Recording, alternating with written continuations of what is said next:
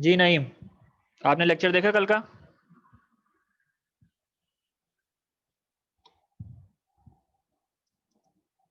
No sir, no, अभी तक तो नहीं देखा। कौन सा लेक्चर देखा आपने इसका अभी? फिलहाल तो पहला ही देखा था। हाइड्रोडायम का लेक्चर फिलहाल कोई देखा है आप लोगों ने में से? अब तो नया टॉपिक आ गया नया। हाइड्रोडायम का किसने देखा है अभी तक? बिसाफिया?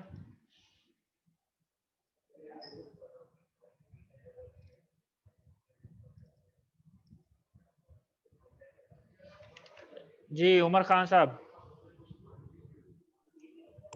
अस्सलाम वालेकुम सर। वालेकुम सलाम। बताएं, आपने हाइड्रोडायम के लेक्चर नोट डाउन किए कि नहीं? सर पहला लेक्चर देखा था जिसके अंदर आपने उसकी बेसिक्स बताई है, हिस्ट्री बताई है, ये कब से हाइड्रो डैम जो है 18 सेंचुरी से शुरू हुए हैं बनना, हाँ जी।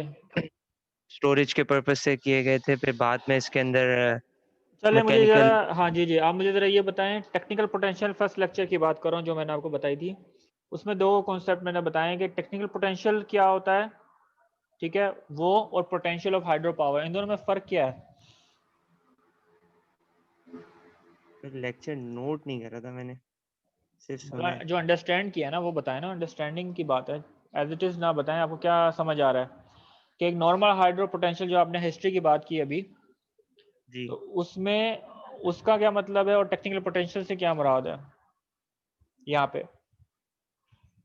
सर, जो टेक्निकल पोटेंशियल होता है वो बेसिकली एक कैपेसिटी जिन कैपेसिटी अचीव करने के लिए जो हमारे प्लांट से जनरेशन हो रही होती है, यानी ये हाइड्रो प्लांट से हम्म।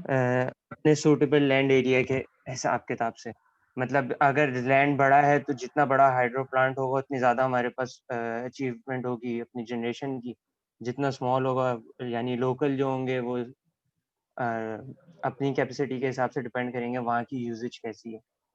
अच्छा, चलो ये बताओ मुझे कि इसमें मैंने हिस्टोरिकली जो डिस्कशन की थी, इसमें प्रिंसिपल बताया था कि डैम से एनर्जी कन्वर्ट कैसे हो रही है, तो उसमें ये क्या मतलब है, ओवरशूट क्या है, अंडरशूट क्या है, और ये तमाम क्या डिफरेंस क्या होता है उसकी टेक्नोलॉजी में? हम्म,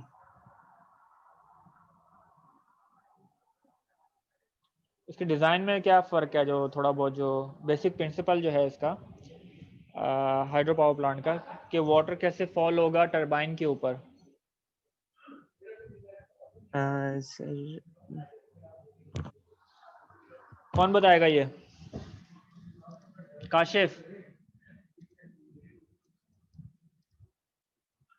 काशिफ नज़ीर? Yes sir. जी सर। सर मैंने दरअसल लेक्चर नहीं देखा था अभी रिसेंटली वाला। जी काशिफ, आपने हाइड्रोडायम के लेक्चर में से क्या चीज़ पढ़ी है ये बता दें।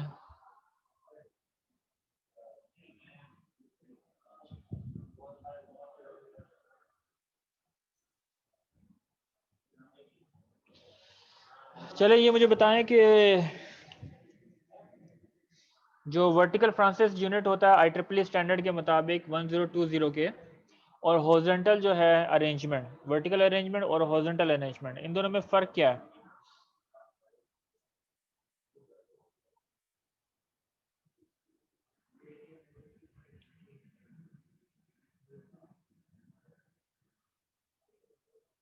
जी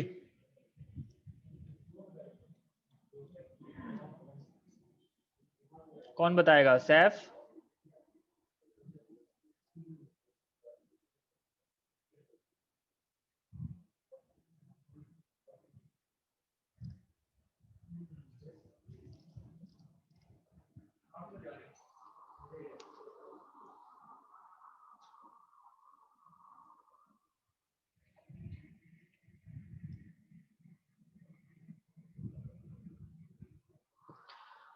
यार आप लोग लेक्चर ही नहीं देखते, फ़ायदा क्या है इस चीज़ का? एनी हाउ, आज जो चीज़ें हमने करनी है इसमें थोड़ी मैथमेटिक्स आपको मैं एक्सप्लेन करता हूँ यहाँ पे, ठीक है, और उसके बाद हम कुछ न्यूमेरिकल यहाँ पे सॉल्व करेंगे। तो इसमें हाइड्रो पावर प्लांट की जो बेसिक्स फंडामेंटल है यहाँ पे, इसमें या नईम आप थोड़ा अपना माइक ऑन रखें और मुझे थोड़ा फीडबैक देते रहे लेक्चर के ऊपर। नईम ऑन है सर, ऑन है। ठीक है, नईम आप अपना माइक ऑन रखें और सैफ हुसैन आप अपना माइक ऑन रखें।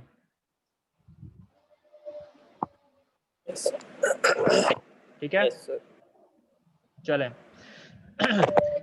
जो आपके जो हाइड्रो डैम की जो फंडामेंटल है आपको स्क्रीन नज़र आ रही है इस वक्त, तो इसके ऊपर जो सबसे पहले आपके पास जो पोटेंशियल एनर्जी अवेलेबल होती है यहाँ पे एट हायर एल्टीट्यूड के ऊपर, उस एनर्जी को हम कन्वर्ट करते हैं काइनेटिक एनर्जी के अंदर, और इस काइनेटिक एनर्जी को हम यूज़ करते हैं अपनी एनर्जी इनटू इलेक्ट्रिकल एनर्जी में कन्वर्ट करने के लिए। तो हम यहाँ पे बेसिक कैलकुलेशन कर सकते हैं। अगर आपके पास पोटेंशियल एनर्जी अवेलेबल है up to head height, this is the head height h, and then it depend on the force, gravitational force, ठीक है, जो डिपेंड करेगी आपके पास मास इनटू ग्रेविटी। और जो आपके पास काइनेटिक एनर्जी है जो हम कैलकुलेट करते हैं बेसिक फिजिक्स से, हाफ mv², जिसमें आपके पास mass of water and the velocity, see here is the water speed, जो आपके पास वाटर है उसकी स्पीड है। तो अल्टीमेटली जब आपने लॉसलेस सिस्टम देखना है, अगर आइडियल कंडीशन कैलकुलेट करनी है, तो आपके पास जो पोटेंशियल एनर्जी है that must be equal to kinetic energy. अगर हम इन दोनों को इक्वेट करें, then our equation will become mgh, it's a head height, is equal to mass divided by 2 c², and from this equation we can calculate the speed of the water that depend on the head height। ठीक है, यहाँ तक clear है? इसी तरीके से हम ये कैलकुलेट कर सकते हैं। अभी आप कैलकुलेट करें और मुझे बताएं, अगर आपके पास हेड हाइट है 10 मीटर और अगर आपके पास हेड हाइट है 500 मीटर, तो आपके पास स्पीड ऑफ द वाटर क्या आएगी एट द बॉटम? ये मुझे सैफ आप कैलकुलेट करके बताएं। सर एक सेकेंड। ये ग्रेविटेशनल कांस्टेंट क्या है, उसकी वैल्यू क्या आएगी?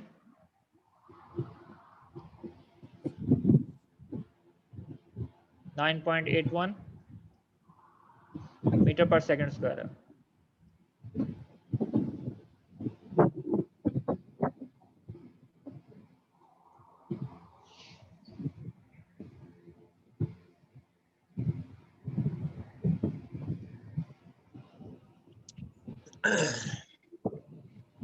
जी, किसने कैलकुलेट किया है speed of water at head height 10 and head height 500 metre?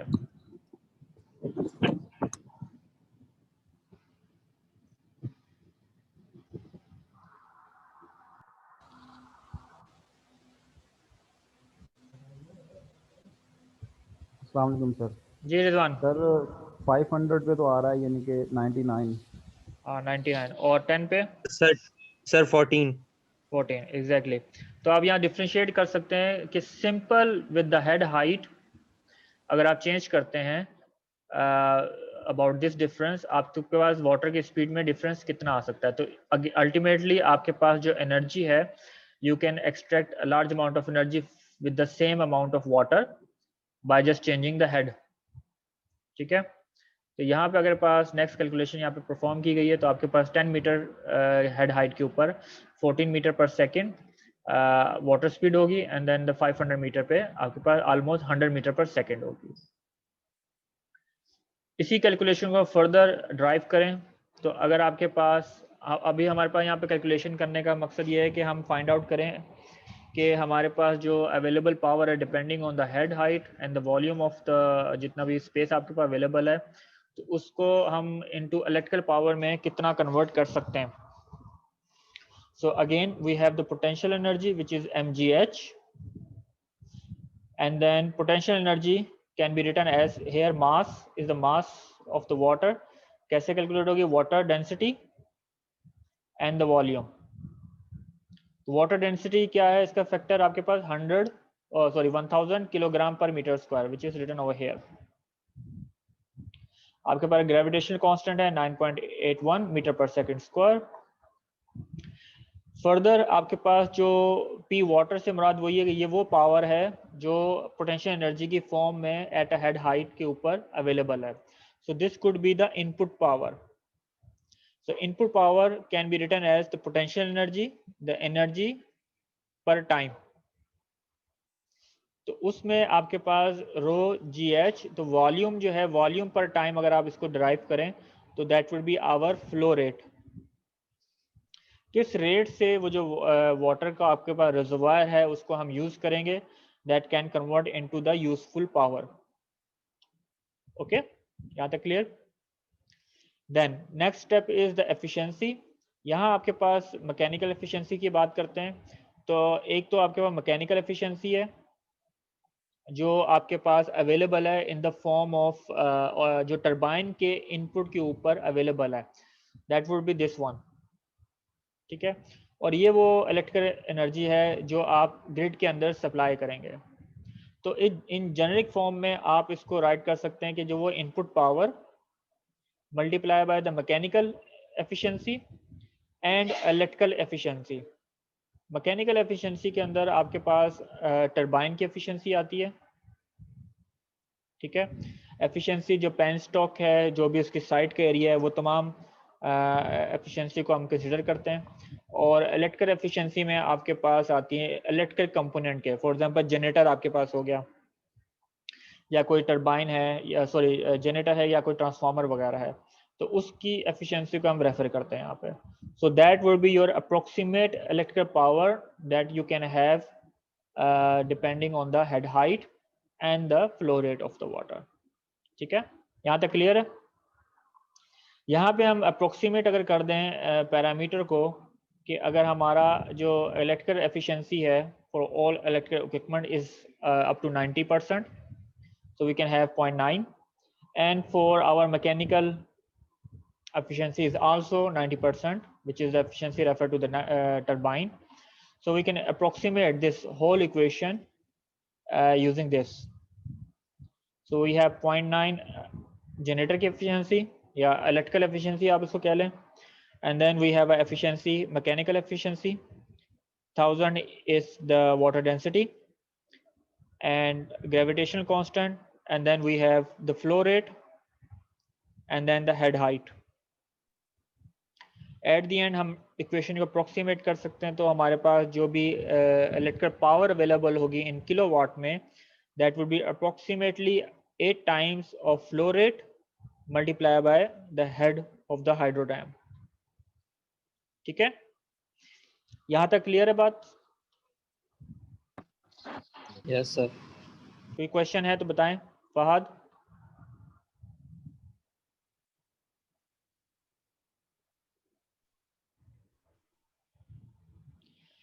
Second, आप जो यूनिट को कन्वर्जन अगर आप देख लें, तो यहाँ आपके पास जो 1 वाट है that would be is equal to 1 joules per second. और जूल्स की यूनिट आप कैसे निकाल सकते हैं, ऐसा आप इसमें से कॉमन ले लें तो kilogram metre square per second square, so which should be equal to 1 watt electrical power में कन्वर्ट हो जाएगी। चले, नेक्स्ट आपको थोड़ा सा यहाँ पे ओवरव्यू दिया गया है कि अगर आपके पास जो अगेन डिपेंड करता है, अगर आपके पास हेड की हाइट ज़्यादा है तो वाटर का जो प्रेशर पड़ेगा वो क्वाइट सिग्निफिकेंट होगा। तो जिस वजह से आपको जो डैम्स की जो मैकेनिकल स्ट्रक्चर या आपने सिविल स्ट्रक्चर डेवलप करना है हेड के लिए, तो वो कितना प्रेशर सस्टेन कर सकता है। ठीक है, आल्सो ये आपको वो कैलकुलेशन भी दे सकता है कि कितना प्रेशर आपके पास अवेलेबल है उसकी इलेक्ट्रिकल एनर्जी को कन्वर्ट करने के लिए। So for example if you have a head height of 0 metre, तो अप्रोक्सीमेट आपके पास 101.3 किलो पास्कल की फॉर्म में प्रेशर अवेलेबल होगा। सिमिलरली आप इसका हेड की हाइट इंक्रीज करते रहें तो अप टू 400 मीटर हेड के ऊपर आपके पास जो पास्कल प्रेशर अवेलेबल है वो 2634 किलो पास्कल की फॉर्म में प्रेशर अप्लाई होगा, वाटर प्रेशर अवेलेबल होगा।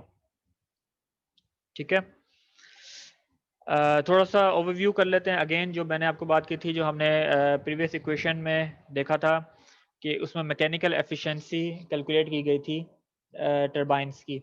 वो जो मैकेनिकल एफिशिएंसी है वो डिपेंड करती है आप कौन सा टरबाइन इसमें इस्तेमाल कर रहे हैं। तो फॉर एग्जांपल अगर आप ये पेल्टन व्हील इस्तेमाल कर रहे हैं तो इसका जो बेसिक फिनोमेना है, वर्किंग प्रिंसिपल, अगर आपने पिछले लेक्चर्स नोट किए हैं तो उसमें आपके पास क्या है कि अगर आपके पास 2 कप्स यहाँ पे अवेलेबल हैं तो उस पर वाटर, एक वाटर जेट के थ्रू उस पर फोर्स एग्जैक्ट होंगी, ठीक है। और जो इनपुट पावर की जो फार्मूला हमने कैलकुलेट किया है वो पावर है जो यहाँ पे अवेलेबल है इस वाटर के स्ट्रीम्स में, वो energy as a input available है।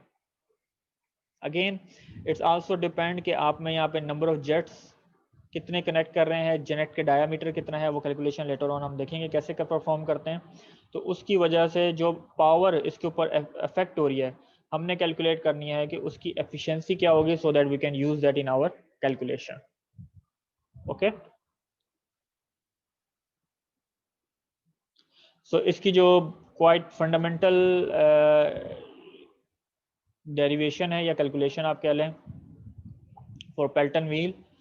सो द एफिशिएंसी, जो टरबाइन एफिशिएंसी है वो किस पे डिपेंड करेगी, वो एनर्जी जो व्हील के ऊपर इंसर्ट हो रही है, सॉरी ये आउटपुट है, दैट इज द इनपुट।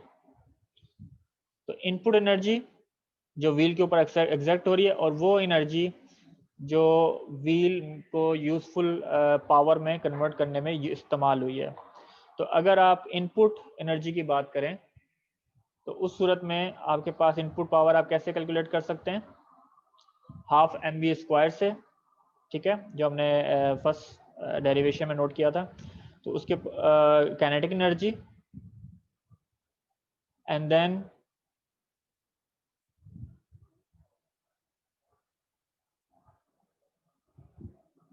ये and then you have useful energy. Useful energy कैसे कैलकुलेट हुई है कि अगर आपके पास ये वो वेलोसिटी है जो इनपुट वेलोसिटी है, that velocity if split equally on the both side, so both will have the same velocity।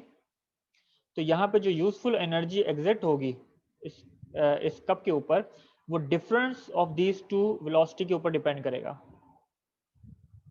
ठीक है।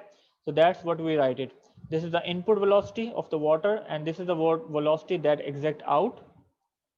और आइडियली अगर ये जीरो होगी तो आपके पास जो इनपुट पावर है वो आउटपुट पावर के बराबर होगी, तो यहाँ पे एफिशिएंसी आपके पास 1 पर यूनिट आ जाएगी। नॉर्मली ऐसा नहीं होता। तो उस सूरत में अगर आप इस इक्वेशन को थोड़ा सिंप्लीफाई कर दें, then your formula would be like this, c1 square minus c2 square divided by c1 square। this is your input water velocity, this is your output water velocity। जो आपके मॉडर्न टर्बाइंस हैं उनकी अगर जो output velocity होती है that can be reduce up to 10% of the input velocity, ठीक है।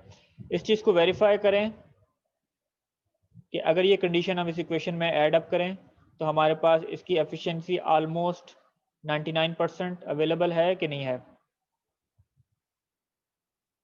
इसी तरीके से जो दूसरा कंडीशन जो हमारे जो ओल्डर टर्बाइंस हैं उसके लिए अवेलेबल उसकी कंडीशन ये है कि आपकी जो आउटपुट वेलोसिटी है that is half of your input velocity.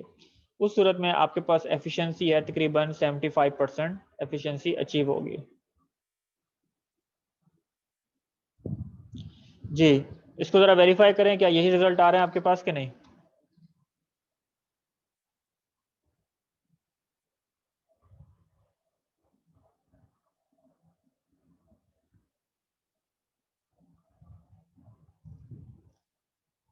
Ji Shahriar Khan.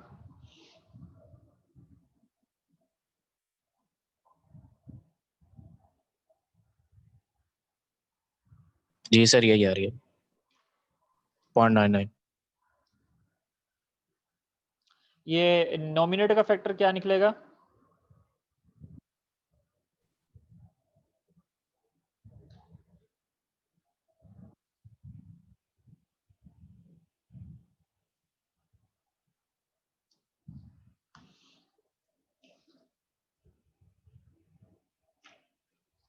Sir repeat कर दें। ये जो न्यूमिनेटर का फैक्टर है, जो ओल्डर टर्बाइंस के लिए क्या निकलेगा?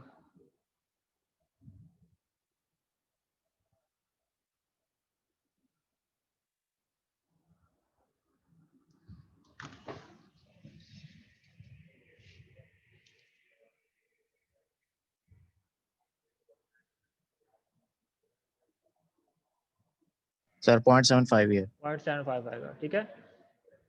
C1 square minus 0.5 square into C1 square, common लेना C1। अच्छा, जो मैंने लेक्चर में डिस्कशन की थी, अगर आप देखें तो उसमें मैंने ये कैलकुलेट बताया था कि जो ओल्डर टर्बाइंस हैं उसमें अगर ऑप्टिमम स्पीड अगर आपने अचीव करनी है तो कब का डिज़ाइन ऐसे होना चाहिए कि वो 50% यानी कि हाफ ऑफ द स्पीड के ऊपर वो अपनी ऑप्टिमम स्पीड को प्रोवाइड करेगा, ठीक है। लेकिन ये कंडीशन सिर्फ एप्लीकेबल है ओल्डर टर्बाइंस के लिए। जो मोल्डर टर्बाइंस हैं they can achieve up to 10% of it. Okay, later on we can calculate the power input into the Pelton wheel is determined as used by the effective head and the flow rate of the water। जो मैंने last time जो हमने पिछली slides में देखा है उसी calculation कैसे है। So you will have the input power, ये आपके पास आ जाएगा density of the water, gravity, flow rate and the head, और the speed of the water would be square root 2 gravitation constant and the head of the turbine. यहाँ पे note down करें, हमने यहाँ पे एफिशिएंसी का फैक्टर कंसीडर अभी equation में ऐड अप नहीं किया, तो बेसिकली ये जो फ्रीक्वेंसी का एफिशिएंसी फैक्टर है that would B this one, okay, and that would B only mechanical efficiency. Okay, यहाँ तक क्लियर है?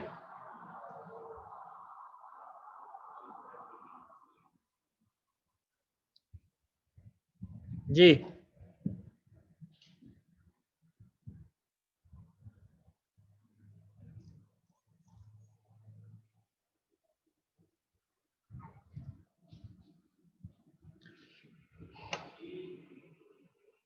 रमेश, ये इस डायग्राम को थोड़ा सा एक्सप्लेन करें आप।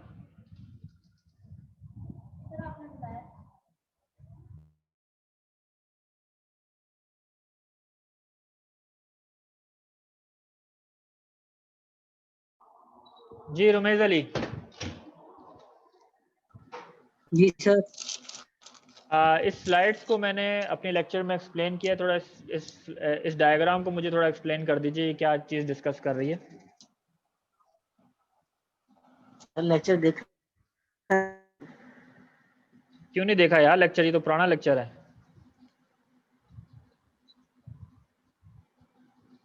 सर, तबीयत ठीक नहीं है मेरी। यार। अजीब बात है यार आपकी, तबीयत सही नहीं। किसने नोट किया है? जी मिस आफिया।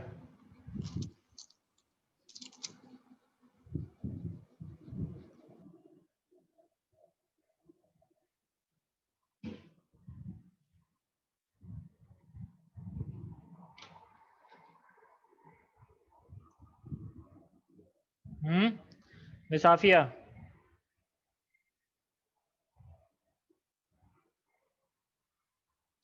चलें, जो समझ आ रहा है डायग्राम को मुझे समझाएं ज़रा, इसमें जो क्या नज़र क्या आ रहा है यहाँ पे। सर इसमें जो फ्लो रेट और हेड जितना बढ़ता रहेगा हमारे पास पावर जो हमारे पास आउटपुट आती रहेगी वो उतनी बढ़ेगी हमारे पास। अगर जितना फ्लो रेट और हेड जो है जितनी हाइट पर होगा हेड और फ्लो रेट जितनी तेज़ी से होगा तो हमारा पावर भी उतनी ज़्यादा जनरेट होगी।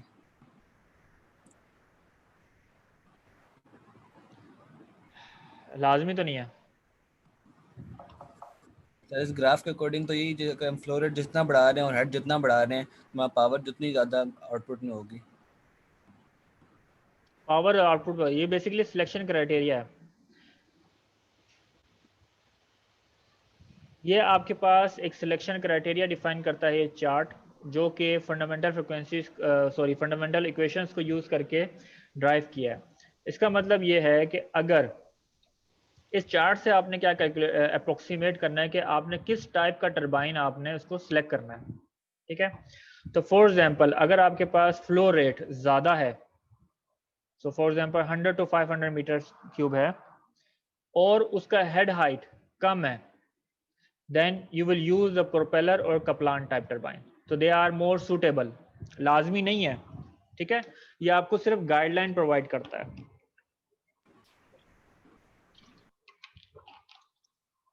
फॉर एग्जाम्पल अगर आप इस रीजन की बात करें तो इस रीजन में आपके पास दोनों ऑप्शन है, चाहे आप कपलान इस्तेमाल करें या फ्रांसिस टर्बाइन इस्तेमाल करें.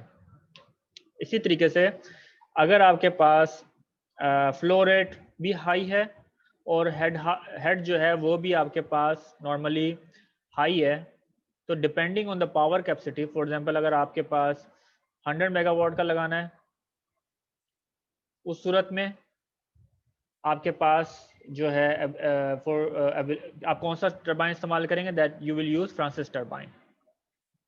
ठीक है. इसी तरीके से अगर आप इस रीजन की बात करें कि अगर आपके पास हेड हाइट ज़्यादा है, फॉर एग्जांपल अप टू 100 या 200 की बात करें, अगर आप इन दो रीजन्स को स्प्लिट करेंगे, slightly higher up to 200 metre की अगर बात करें, तो आपके पास अगर कैपेसिटी है यू कैन इंस्टॉल 700 मेगावाट. लेकिन अगर हेड हाइट आपके स्लाइटली लोअर है, 200 ही है, लेकिन आपके पास कैपेसिटी कम है 700 से, so you can also use Kaplan और फ्रांसिस यहाँ पे यूज कर सकते हैं. ओके. तो बेसिकली ये आपको एक गाइडलाइन प्रोवाइड करता है कि कौन सा टर्बाइन आपके लिए सूटेबल है फॉर पर्टिकुलर कंडीशंस. लेकिन इसमें एक चीज़ मिसिंग है, वो चीज़ मिसिंग है कि स्पेसिफिक स्पीड को कंसिडर नहीं किया गया कि उसके लिए आपको कौन सा टर्बाइन इस्तेमाल करना है. फर्दर जो स्पेसिफिक स्पीड है वो क्या होती है, आपके जो पैरामीटर्स हैं, फॉर एग्जांपल अगर आपने कोई जनरेटर सेलेक्ट करना है उसके ऊपर, तो वो ये डिटरमाइन करता है कि अगर आप पर्टिकुलर टर्बाइन या जनरेटर सेलेक्ट करते हैं, ठीक है, ये जो स्पेसिफिक फीड है, स्पेसिफिक स्पीड जो है, ये manufacture is provided by the manufacture. ठीक है.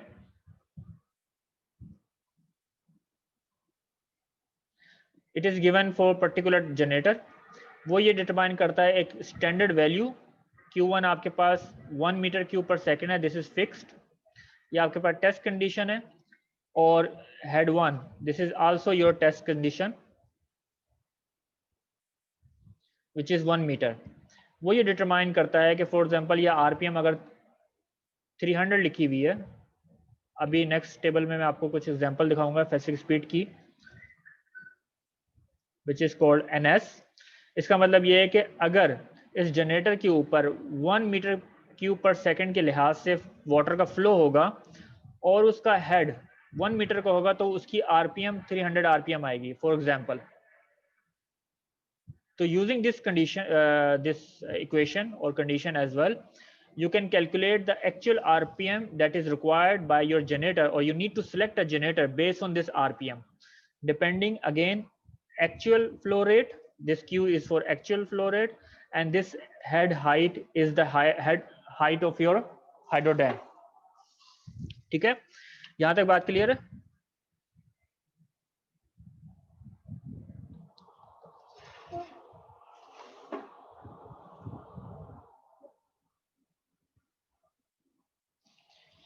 चले, तो यहाँ पे वही 3-4 पॉइंट लिखी हैं जो लिखे हुए हैं जो जनरेटर से रिलेटेड है. For example the rate of rotation end of the turbine is also a significant factor, so you have to consider that rate of rotation. and the rate of rotation of the turbine determines the number of poles pair of the generator connected to the turbine. So जो आपने generator select किया है, उसके बाद जब generator की manufacturing आएगी कि आपने जनरेटर कौन सा कितने नंबर ऑफ पोल्स का डिजाइन करना है, so you will calculate using this equation.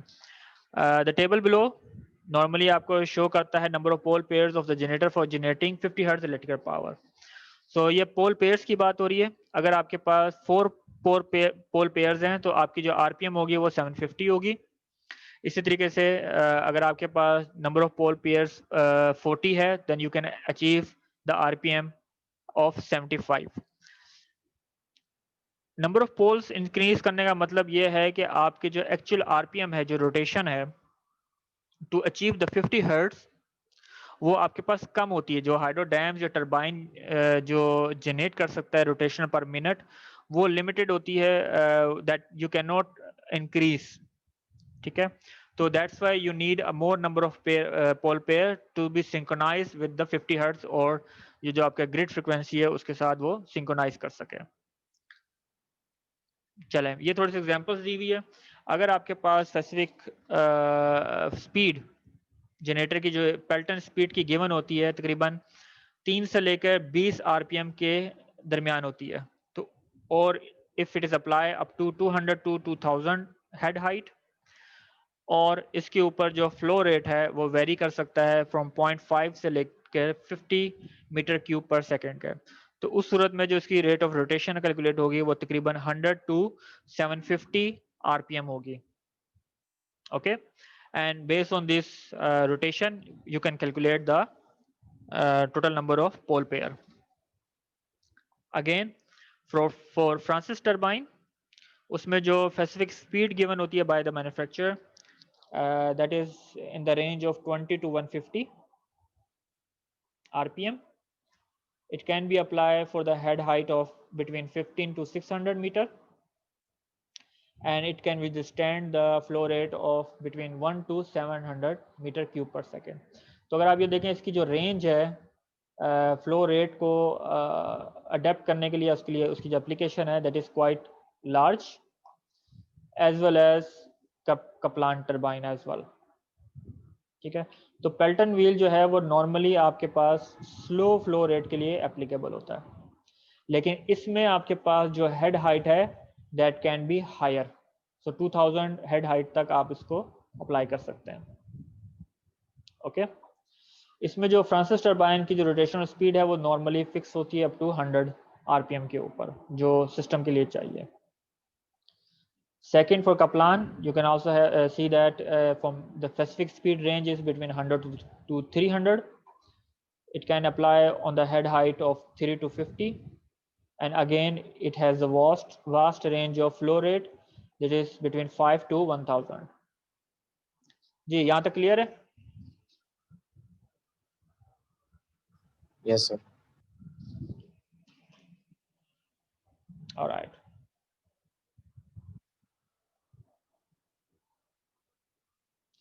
चलें पहली एक्सरसाइज करते हैं। अभी 3 मिनट के बाद ये सेशन डिस्कनेक्ट हो जाएगा, तो फिर इन द मीन टाइम जब रिकनेक्ट होंगे तो आप जो इसकी कैलकुलेशन खुद परफॉर्म करें, जो भी आज अभी फार्मूले मैंने आपको एक्सप्लेन किए हैं उसको, और मुझे 1 बाय 1 इनके आंसर को एक्सप्लेन कीजिएगा आप, ठीक है।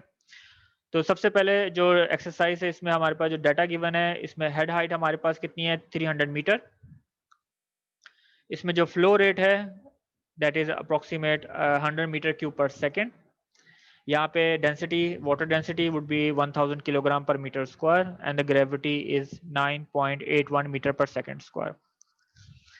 इसमें आपने सबसे पहले कैलकुलेट ये करना है कि calculate the power output of a turbine which will be use in this hydro installation. कोई भी इंस्टॉलेशन है अज्यूम करें, और उसमें आप अज्यूम करें मैकेनिकल एफिशिएंसी है अप्रोक्सीमेटली 90%। ओके, सेकेंड ऑब्जेक्टिव आपके पास क्या है, determines the type of turbine. वो कौन सी टाइप होगी टरबाइंस की, वो आप चूज करके प्रपोज करेंगे फॉर दिस इंस्टॉलेशन के लिए, और एट द एंड आपने कैलकुलेट करना है required number of pole pair for 50 hertz generator if the specific speed of the turbine is given by 46 RPM, ठीक है। चलें इसकी कैलकुलेशन परफॉर्म करें और मुझे वैल्यू बताएं कि पहले केस में इसका आंसर क्या है।